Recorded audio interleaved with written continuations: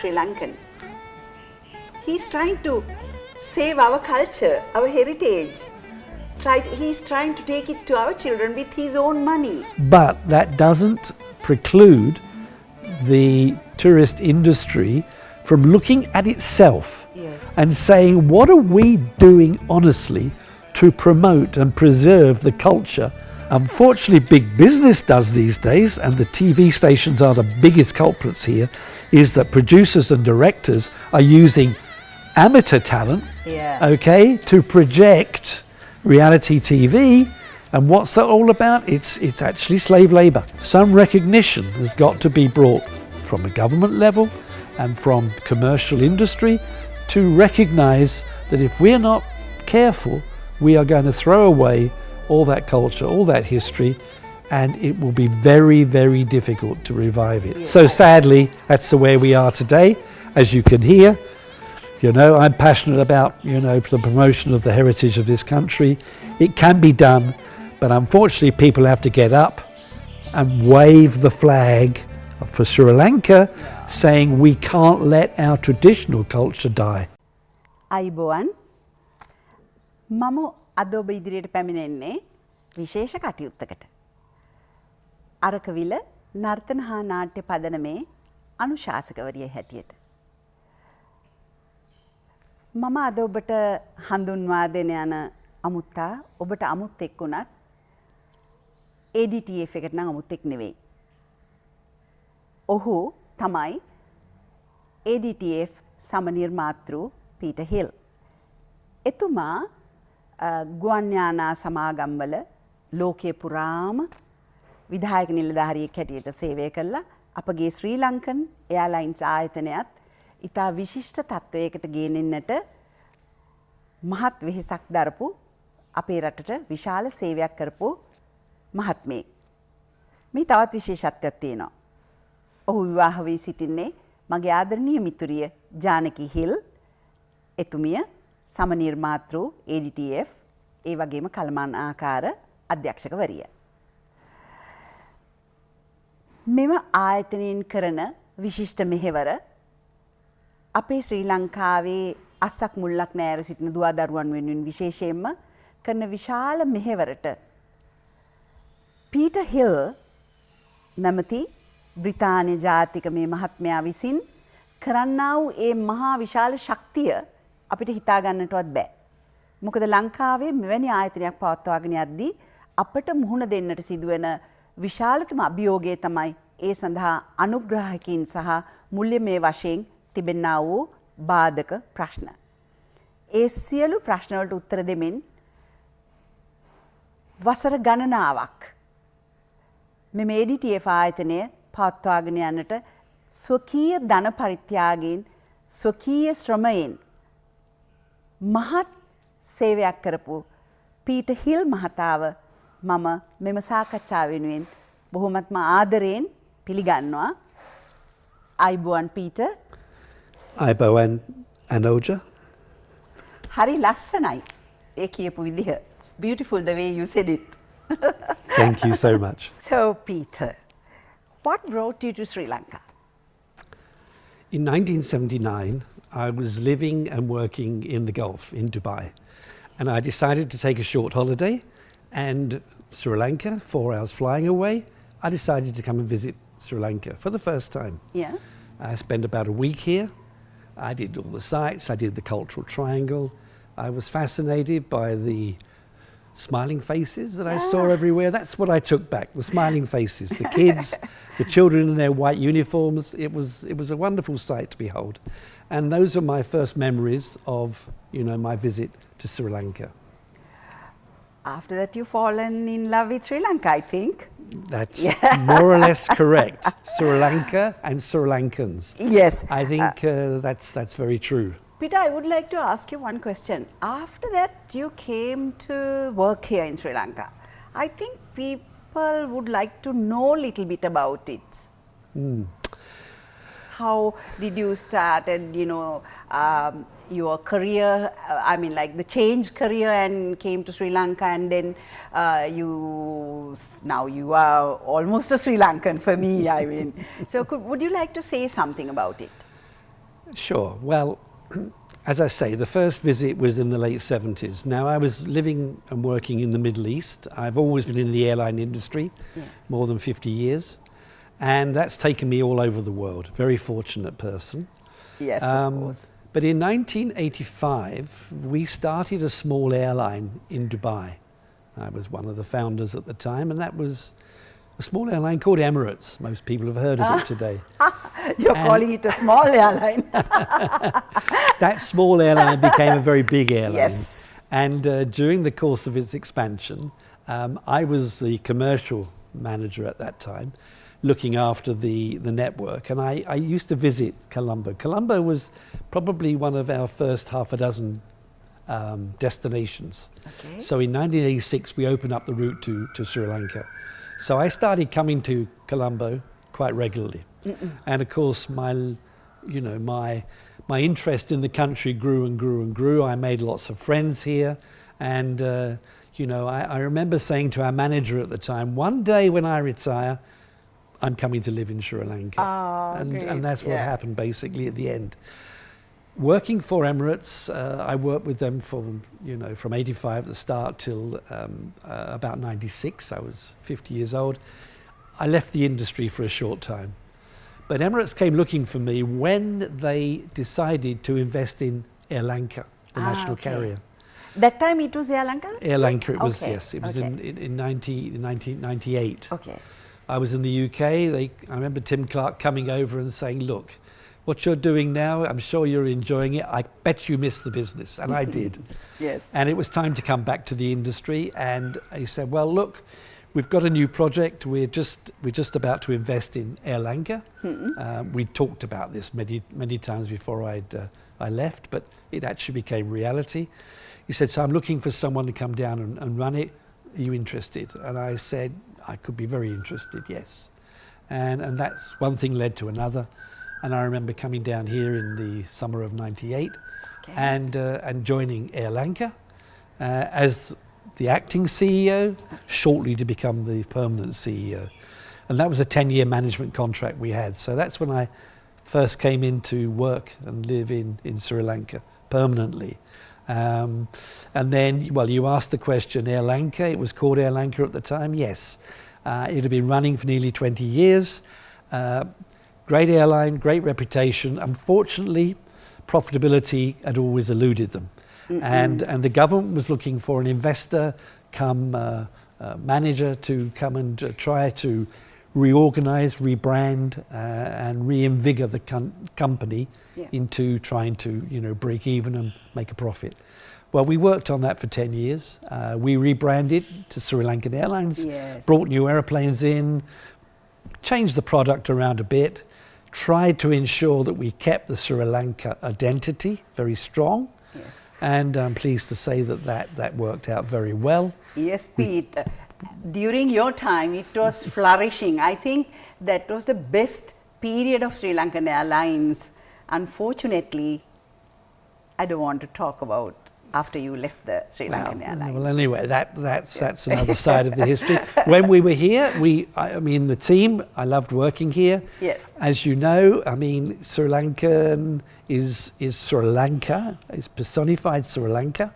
And all of our team were virtually Sri Lankans. We didn't have a host of foreign expatriates in here. Yeah. Very small team. I only brought 2 other people down with me. And, we promoted everybody in Sri Lankan Airlines, and it's run and managed by Sri Lankans. Yes. That was the goal. And I think we succeeded quite well. We won a lot of awards at the time. And Sri Lanka, I think, well, I'm sure, I know, was probably the best airline in South Asia. And even today, I think it probably still is, but never mind. Peter, I would really like to ask a couple of things about Adtf. My dearest friend, my darling friend for so many years, Janaki, and you got married while you were in Sri Lankan Airlines. So it's a fairy tale.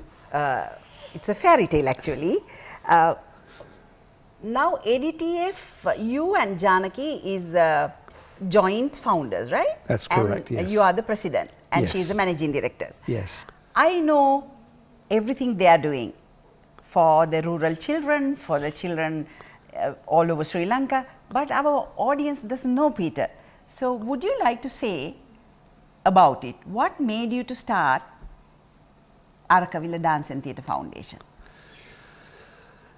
Okay, the origins of ADTF Yes. go back to about 2006 when I was working in Sri Lankan Airlines. And at that time, Sri Lankan Airlines was basically doing quite well.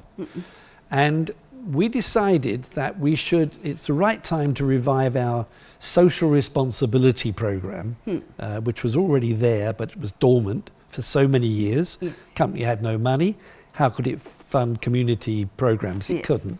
But now we were more or less on an even keel. So it was the right time for us to look at that. We did. And Sri Lankan Cares was revived. It was a number of projects, all run by the staff, with a little bit of funding from the company. One of those programs was a leadership training program. Yes. We'd been very successful in the airline of developing our own staff's talents by leadership training. And we decided, well, what would be a very good idea is to take some of these ideas out to the rural areas, out to the towns and villages around Sri Lanka. And let's see how the young people adapt to such exposure. Yes. And so I discussed it with Janaki, my wife, and that's, of course, areas that she was very much interested in at the time. And I got her to form a small team and run the program for us. Okay. And we took that program out into the rural areas. I think we did 10, 12 workshops, something like that, over the course of a year. They were hugely successful. And we, that gave us the idea of the need for promoting the culture and heritage of this wonderful country amongst the young people. Because there was a clear case of totally lack of knowledge in the young people about their roots, their origins, and the origins of perhaps things like dance and theatre in this country, traditional dance and theatre in this country, at that time. Sorry to disturb you, Peter. Not only that time, I mean, like throughout the history, these Indian, some Bollywood kind of things were affecting our young children. So that is where, you know, the value of ADTF comes. Correct. So please continue. Yes, so that was the problem. When example, in these workshops, when music, because we use music, or Janaki used music, to get the people up on their feet and start to see who's got some qualities, who can dance, who might be a leader, who can this, that and the other. When she took along a drummer or somebody like that, and when they started to bring Sri Lankan rhythms in, traditional Sri Lankan rhythms, everybody sat there. As soon as the music was changed to a Bollywood tune or something modern, everybody was on their feet. What does that tell you? That tells you there's a severe lack of understanding and of knowledge about rhythms that come from their heritage. Now, as you rightly say, you know, reality TV was in its infancy 20 years ago, but now it's such a big part of our daily lives. And kids of today are totally influenced by that. If there's no other medium which can show them there is other forms of dance and theatre, very traditional ones, that this country has enjoyed for so many centuries. Yes. So we wanted to give the kids back, or the young people back, some of that knowledge and understanding, which is why we started DTF. Yes, Peter. Actually, I would really like to thank you from the bottom of my heart for all Sri Lankans for doing what you're doing silently, without publicity.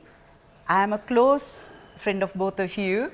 I know what you're doing with your own money, and so I think as Sri Lankans, we have to encourage and be very thankful to people like Peter and Janaki. This is one place you can see the pure dance and art culture, our heritage of Sri Lanka. So, I think it is our duty to support them by watching and by allowing our children to watch this channel and learn, because something comes from outside, whether it's the top of the world or not, that is not in our culture. So, when children learn our things, as Peter rightly said, they will slowly start appreciating. Then we can find our own roots. So, I think without any condition, we should support ADTF. That is why I am here today, because this is not something I normally do. I came here to support this invaluable effort both of them are trying to do, swimming against the tide. Peter, what are the challenges that organizations like ADTF face today? In any charitable trust, one of the biggest challenges is, of course, funding. Yes. You know, you can say that DTF has been rather fortunate. Okay, since its inception, we've been able to fund it. I mean, myself and Janaki, we've been able to provide all the funds that enable us to buy the land, put up the buildings, set it all up, and then operate it for the last, 13, 14 years. You know, not too many organizations have those benefits. Yes. And that's because we are passionately involved in this art and culture, and we believe it's so important that this continues. So funding is clearly a key issue. The other area, of course, is expertise. In order to teach something, you need teachers. To find teachers, people that are qualified, is one of the biggest problems that we've got in trying to, pass on the knowledge to the younger generation. And imagine if there were not foundations like our own foundation trying to preserve traditional theatre and dance. Who is going to teach the teachers of tomorrow? Yes. Who is going to provide that knowledge? It will just evaporate. In many Western communities around the world, you see the evaporation of all those traditions today. Sadly, that can happen here in Sri Lanka if we're not careful. And so the biggest challenge is getting people to recognize that, without care and attention, all of this traditional knowledge of values is all going to be lost. So it's so important that we have schools, areas of excellence, ways of teaching, and particularly when I say teaching, it's not just restricted to cities and townships. In Colombo, for example, there are a number of dance studios where you can go and learn, things like traditional dance. Sadly, even those are being surpassed by, modern dance forms. Unfortunately, fueled by the insatiable demand by, TV companies and the public on reality programs. Yes. Craziness, in my opinion. There is a market for it, but it shouldn't completely dismiss all of the traditional values of this country. And so some recognition has got to be brought from a government level and from commercial industry to recognize that if we're not careful, we are going to throw away all that culture, all that history, and it will be very, very difficult to revive it. So that's why there is such a need for organizations like ourselves who go out into the rural communities and offer teaching, training, knowledge about, the heritage of this country. And that's what we try to do. important that it is provided at next to no cost, because the rural communities have enough challenge living today, let alone trying to spare money for their children to learn what can only be described to them in the demands of the social structure today. You know, we've got to put, you know, food and drink on the table for the family. So anything that comes on top of that is is nice to be able to do. So if organisations like ourselves in places like Arakavilla can provide such tuition at little or no cost, it's got to be the way to go. So that's what we try and do. Yes. Unfortunately, most of the television companies in Sri Lanka, they show very low level, I must say, because there are very good Indian television serials and films, but what we see in our television are very, very low level, third grade television serials. So parents are sitting with kids and watching this every day. So the children are brought up with those values, those cultures. I mean, I love Indian culture. There are so many good things we can take from India, Indian culture. But what we see here is not that culture. Something really totally changed.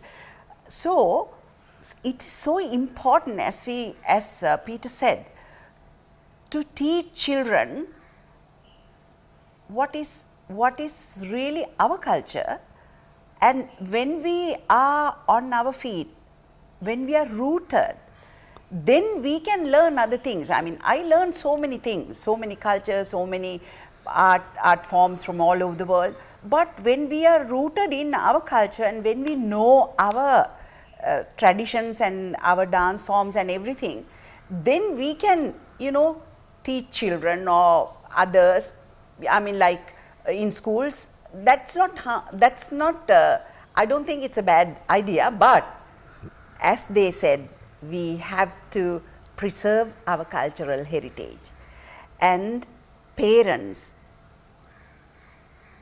please remember that when we go to another country, if we go to Indian festival or something like that, if we dance some Bollywood item, no one will watch us.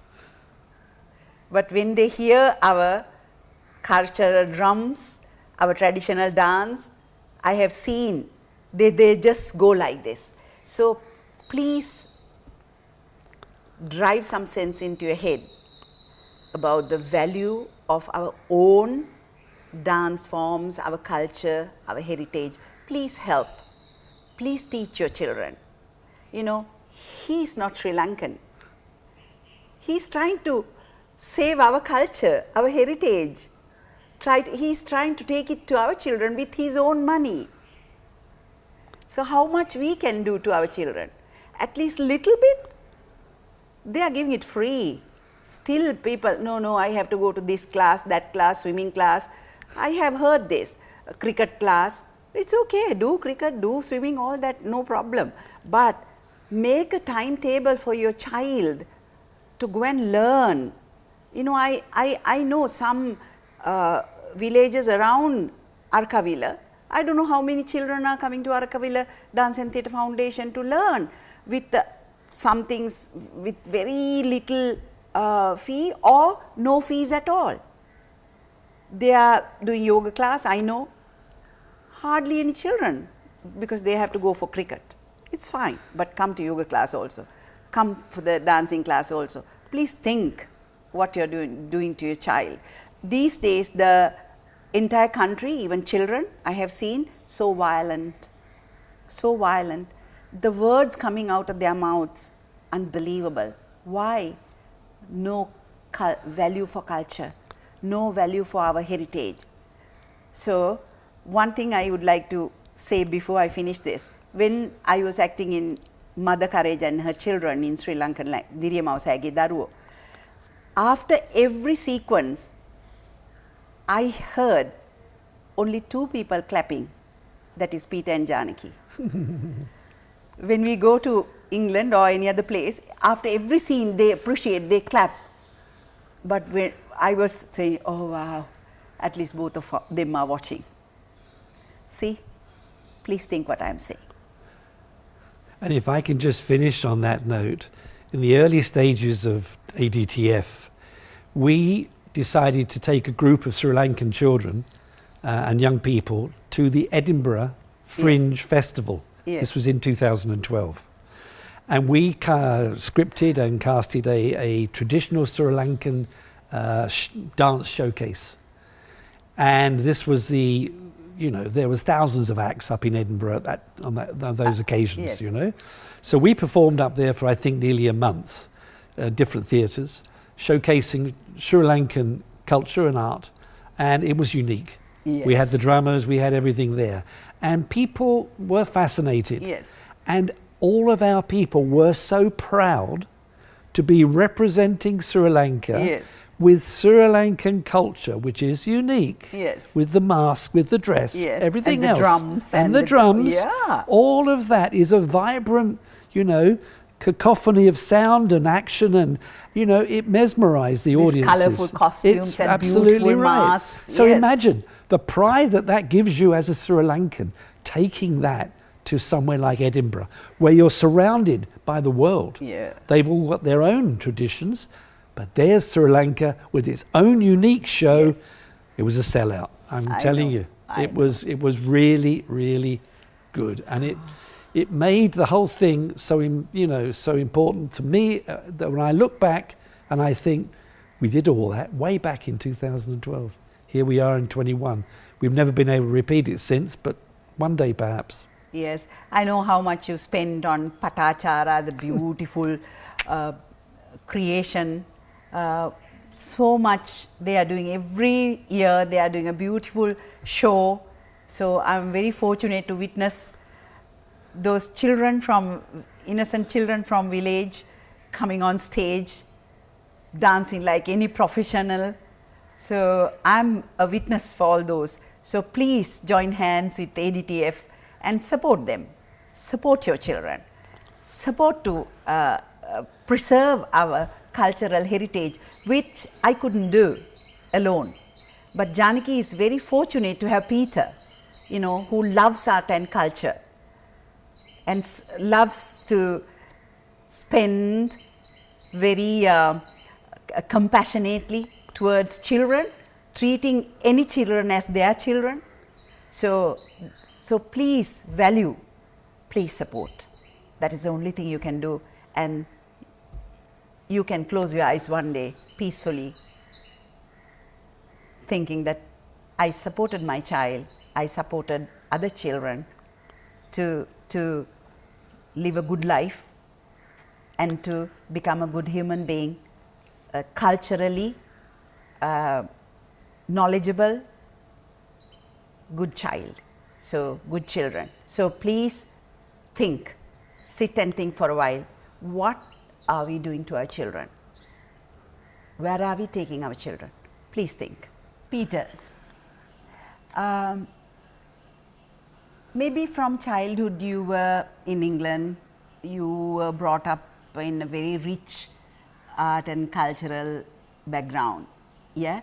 And then you went all over the world working for many airlines. So you must be having so many ideas to share with us. What can Sri Lanka do now to change the current situation? Sri Lanka is recognized the world over as an island that has so much to offer in terms of culture, dance, theatre. I mean, you get pictures of Sri Lanka, the beaches, the tropical environment, everything else, that's a given. But at the same time, if you look at any poster, any travelogue, it always shows you pictures of Sri Lankan vibrant costumes, music, masks. People recognise Sri Lanka as not just being a beach resort, but being you know, a cultural experience as well. So our heritage is so important. Now, many countries around the world recognize that. Not every country, including my own. I have to say, you want to go to UK and try and see an English, maybe you'll see a Scottish dance, maybe you'll see a Welsh dance, but you won't see an English dance because that culture has not been transferred, it's been forgotten. Sri Lanka, you know, is recognized for what we've got today, but how long have we got that? How many of our young children are growing up with the talents and the knowledge to perform? Not that many, I fear to say. Now, what can this country do to arrest that? Well, you're traveling around the rest of Asia. I travel around Asia quite a lot over the years. You go to somewhere like Thailand and you want to see a cultural show. Well, there's a dozen you can see. They're vibrant, they're very accessible, they're very well run. And, you know, you can see Thai dance in very many places. And people come back with those memories, those videos, those pictures, and that's what they'll talk about. When people come to Sri Lanka and they come and see us, they stay with us or whatever, and they say to me, well, look, you know, you run a dance foundation. Where can we come and see, you know, some of your Sri Lankan dance? And I look at them and I have to say, very embarrassingly, unless we put the show on ourselves, you're unlikely to see very much Sri Lankan music, dance, theatre. I'm going to disturb Peter. Yes. Sorry. I heard that there are some cultural shows in Kandy, in Colombo. What do you think about those? Well, you've heard more than I've heard, all right? Now look, I will agree with you that in Kandy, there's been a long-running, small theatre that does a daily cultural show. And all credit to them. I don't think it's something that really showcases Sri Lanka dance and culture very effectively, but it is up there. So if you're visiting Kandy, you might be able to go and see that. If you're staying at one of the larger hotels, sometimes they put on what they call a cultural show. But what is that reality? It's usually in the restaurant or in a dance area, maybe the disco. Disgrace, you know? And what are they doing? They've got a group of performers. Now, it's very unlikely those performers are professional performers. Very unlikely. Usually, they're groups of staff. They may be waitresses, waiters, gardeners, you name it, who are putting on their interpretation of Sri Lankan dance and theatre. Sadly, they do their best. I'm not knocking them, but it's embarrassing. If I was running the tourist board, if I was a hotel manager, if I was running a tour company here, I would say, look, this is not Sri Lankan, a true showcase of Sri Lankan's culture. Why, in fact, haven't we got a major sort of arena, a major show in somewhere like Colombo, which operates every night, or every day, in the afternoon, in the evening, that for locals and visitors to come and watch and see professional performers performing traditional Sri Lankan dance and theatre. Why have we got that? Peter, again, I would like to disturb you. Now, since I have been to Arakavila many times, since I have seen the village, don't you think that something like that, if Arakavila can have, like, to have a show, let's say every Friday or whatever, I don't know, and then don't you think that some tourists might like to stay there and study? Don't you think? Because there are people who love to learn other dancers or cultural things. Don't you think it is also another tourist attraction and to share our culture with other people? Anoja, I couldn't agree more. All right, we've looked at this. I mean, in terms of funding that we have available, we have to prioritize. All right, and we've been able to do a whole range of things over the past 13, 14 years with the foundation. It's on our list of to-do things, but priorities, you know, they have to basically take their place in terms of, the running of the foundation and where those priorities fit in. Now, such programs will attract a few people. Importantly, yes, it will be great to do. We could build some chalets, we could put a program on, we could certainly do that, and it's on the to-do list. I know. We've also got on the to-do list putting on, maybe once a week, a proper cultural tour to Arakavilla, where people could come, look at the foundation, meet all the students, watch performances of Sri Lankan dance and theatre, have a traditional village lunch. Yes, all right? I was going to say that. To experience the food, Yeah. and also have a look around the premises, take away some Sri Lankan handicrafts, genuinely made. And some sweets. Of course. Sri Lankan all sweets. of those things, all genuinely made. So that's on the list, and that's fairly high up the priority list, and I've already told to a number of my colleagues in the tourist industry. And once the borders are reopened again properly, I'm sure in the next year or so, 2 years, you will see that as forming part of our agenda. Thank you so much.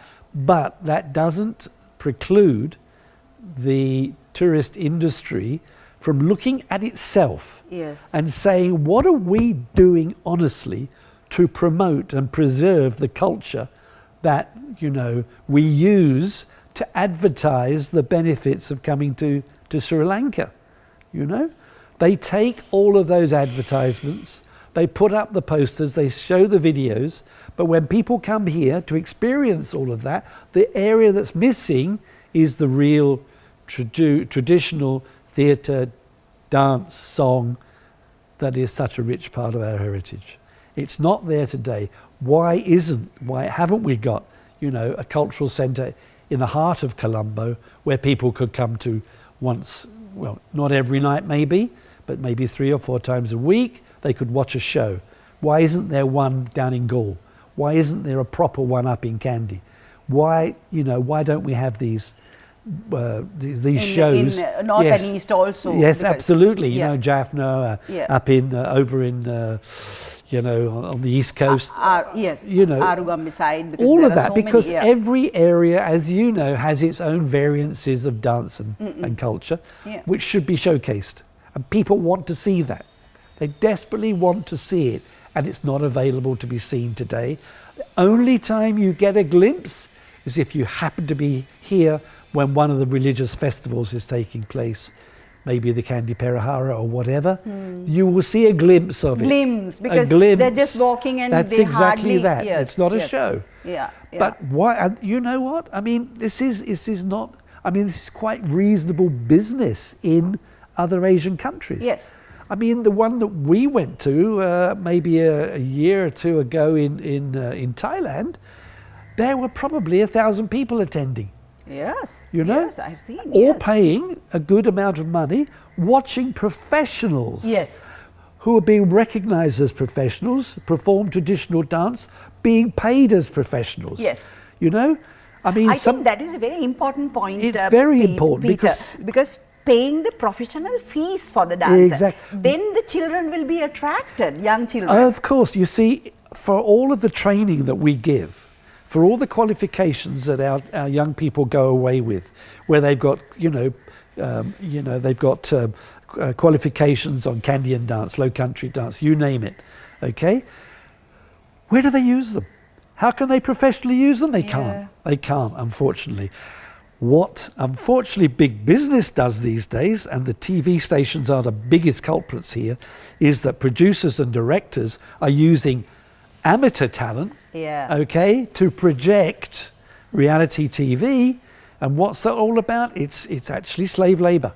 It's promoting what we used to call in my day amateur talent shows. And that was all great because you used to get a small box of chocolates at the end of the day. Nowadays people are spending thousands and thousands of rupees on their own kids, trying to get them up there to become a star. But a star at what? A star at somebody else's culture. Sad, isn't it? So our industry, the tourist industry, should take a lead on this, in my opinion, to promote, to put more effort into promoting Sri Lankan traditional arts, culture, heritage. I know they can do it. I know they can find the funds. Yes, I come from the industry. yes. Come on. It's true. They can do it if they want to do it, but they choose not to do it because it's a little bit too hard. It's easier to give money to culture, to reality popular, TVs and things like some that. votes. That is the main idea. Yes, So sadly, that's the way we are today, as you can hear. I'm passionate about, the promotion of the heritage of this country.